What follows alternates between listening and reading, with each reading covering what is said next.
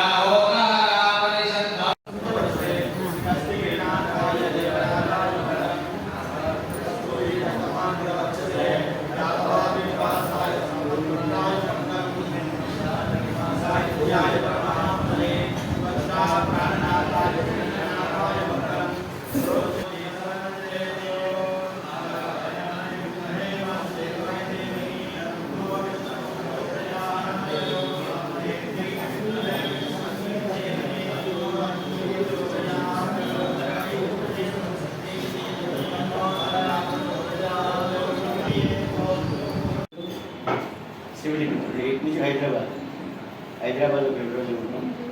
సోమవారం morning programme చూసుకొని direct అక్కడ వీలైతే కలుస్తాం.